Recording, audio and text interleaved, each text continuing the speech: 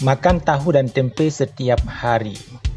Tahukah Anda apa yang terjadi pada tubuh kita manakala kita memutuskan untuk makan tahu dan tempe setiap harinya? Jadi makan tahu dan tempe setiap hari sebenarnya bisa memberikan dampak positif bagi kesehatan kita asalkan dikonsumsi dalam jumlah yang seimbang dan diiringi dengan pola makan yang bervariasi. Jadi dalam video kali ini kita akan menjelaskan secara lengkap mengenai manfaat, potensi resiko, dan saran konsumsi tahu dan tempe berdasarkan fakta dan data. Yang pertama kita akan membahaskan kandungan gizi tahu dan gizi yang ada dalam tempe. Tahu ini terbuat dari endapan sari kedelai yang diolah menjadi bentuk padat. Tahu merupakan makanan yang kaya dengan protein, rendah lemak jenuh, dan mengandung berbagai mineral seperti kalsium, zat besi, dan magnesium. Sementara tempe, ini merupakan makanan yang dihasilkan dari fermentasi biji kedelai menggunakan ragi. Tempe tidak hanya tinggi protein, tetapi juga merupakan makanan yang kaya serat, maka mengandung probiotik dan antioksidan. Jadi sekilas, kedua makanan ini dikenal sebagai sumber protein nabati yang cukup baik, terutama bagi mereka yang menjalani pola makan vegetarian ataupun vegan. Sementara jumlah gizi dalam setiap 1 on ataupun 100 gram, yang pertama kalorinya sekitar 80-100 kilokalori. Ini tahu, sementara tempe lebih banyak lagi yaitu 190-200 kilokalori. Sementara kandungan protein dalam tahu 8-10 gram, sementara tempe 18-20 gram. Kandungan lemak dalam tahu 4-5 gram, dalam tempe 8-10 gram. Sementara kandungan karbohidratnya dalam tempe, dalam tahu 2-3 gram, sementara dalam tempe 12-15 gram. Kemudian kandungan seratnya, dalam tahu setiap 100 gram ini mengandung 0,1 gram. Sementara dalam tempe, setiap 100 gram tempe itu mengandung serat 3-4 gram. Kalsium dalam tempe ini 100 mg, dalam tahu 150 mg. Ini sekilas kita melihat bahwa nutrisinya ternyata lebih banyak dalam tempe dibandingkan tahu. Yang kedua kita akan menjelaskan tentang manfaat kesehatan makan tahu dan tempe setiap hari. Ini kita klasifikasikan dalam beberapa bagian. Yang pertama, sumber protein berkualitas tinggi. Protein sangat penting untuk membangun dan untuk memperbaiki jaringan tubuh. Tahu dan tempe, keduanya menyediakan asam amino esensial yang cukup lengkap, yang biasanya sulit ditemukan dalam sumber-sumber nabati lain. Yang kedua yaitu, keduanya bagus untuk jantung. Kandungan isoflavon dalam kedelai dan tahu, kandungan isoflavon kedelai yang ada dalam tahu dan tempe memiliki efek untuk menurunkan kadar kolesterol jahat ataupun LDL dan bisa meningkatkan HDL ataupun kolesterol baik. Kemudian lemak tak jenuh ganda dalam tahu dan tempe membantu menjaga elastisitas pembuluh darah. Yang ketiga, keduanya mendukung kesehatan tulang. Kandungan kalsium dan magnesium, terutama dalam tahu yang diolah menggunakan koagulan kalsium, baik untuk memperkuatkan tulang dan mencegah osteoporosis. Kemudian bagian selanjutnya kita menjelaskan tentang manfaat dalam meningkatkan sistem pencernaan. Tempe mengandung probiotik hasil fermentasi, yang manfaatnya membantu menjaga keseimbangan mikrobiota usus. Sehingga ini mencegah sembelit dan mencegah gangguan pencernaan lainnya.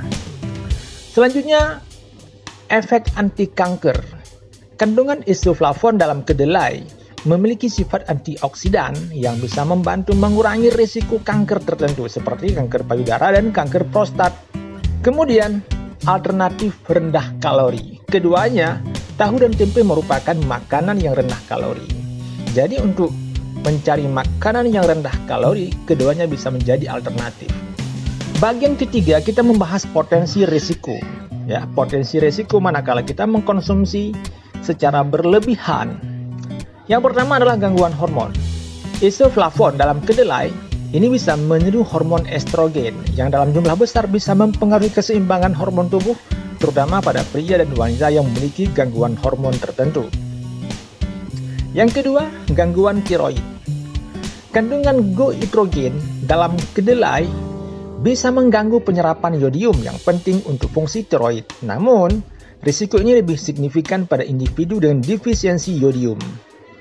Yang ketiga, alergi.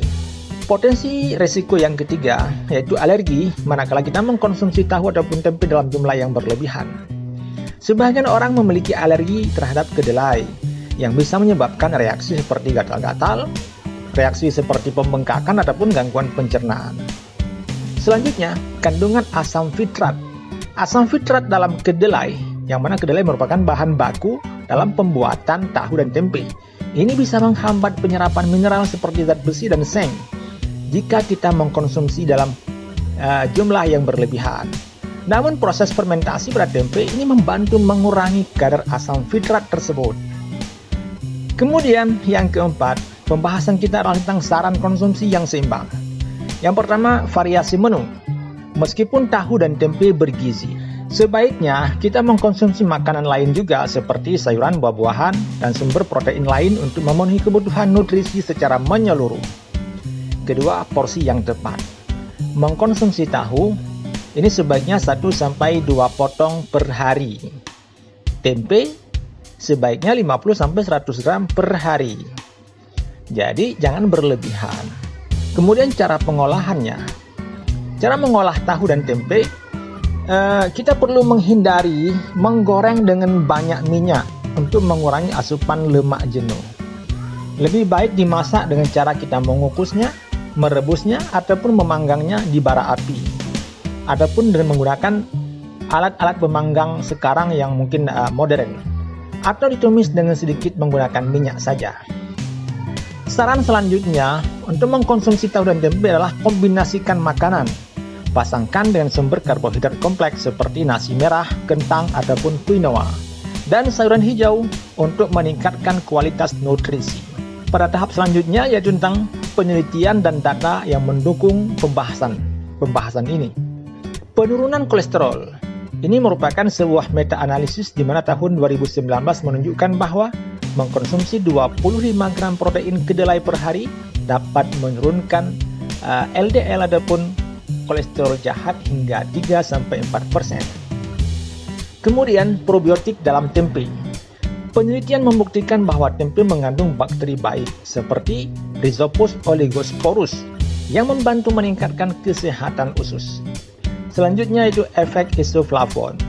Dalam sebuah penelitian dari Journal of Nutrition, ditemukan bahwa mengkonsumsi isoflavon secara teratur dapat mengurangi risiko penyakit kardiovaskular pada wanita pasca menopause.